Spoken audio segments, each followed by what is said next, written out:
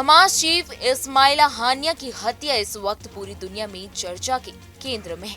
हानिया की हत्या के बाद इमरान लगातार इजराइल को धमका रहा है, उसे गंभीर परिणाम भुगतने की बात कह रहा है, लेकिन वो ये बताने को राजी नहीं है कि हमास नेता उसकी राजधानी में कैसे मारा गया।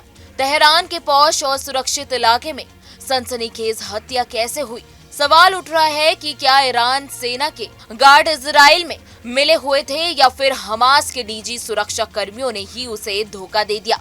आखिरकार कौन है हानिया की मौत का सौदागर? एक मीडिया रिपोर्ट में खुलासा हुआ है जिसने हमास नेता की हत्या पर रोशनी डाली है। इसमें बताया गया है कि तेहरान में हानिया जहां ठहरा हुआ था वहां 2 महीने पहले ही बम छिपा दिया गया था। जैसे ही हानिया गेस्ट हाउस में आया तो उसे विस्फोट करके उड़ा दिया गया। वहीं इस रिपोर्ट में रिमोट से बम विस्फोट की बात कही गई है। बताया गया है कि रात 1:30 बजे पर हानिया जब सो रहा था तभी उसकी हत्या कर दी गई। इस धमाके में हानिया का सुरक्षा कर्मी भी मारा गया है। इमारत तक हिल गई, दरवाजे खिड़की सब टूट गए। इस हमले के बाद उस इमारत की तस्वीर भी सामने आई है जहां हानिया रुके हुए थे। इन तस्वीरों को देखने के बाद हमले की तासीर समझी जा सकती है।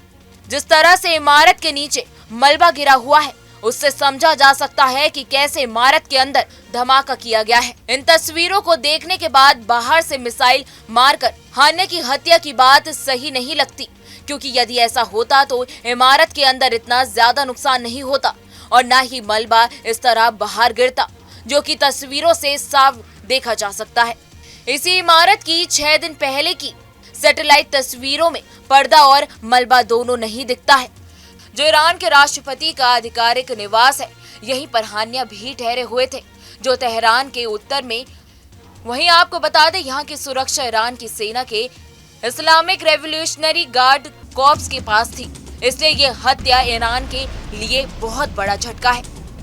अब सवाल ये है कि क्या IRGC में कोई इजराइल का सीक्रेट एजेंट है जिसने मोसाद को हानिया के ठिकाने की खबर दी है?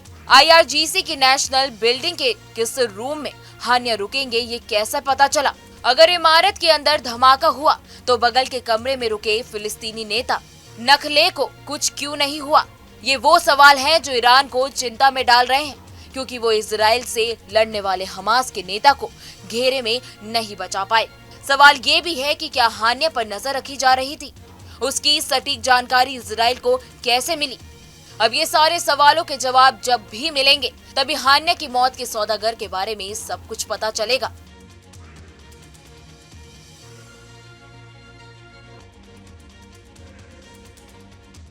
न्यूज नेशन अब व्हाट्सएप पर खबरों के ताजा अपडेट के लिए न्यूज नेशन के इस QR कोड को स्कैन करें।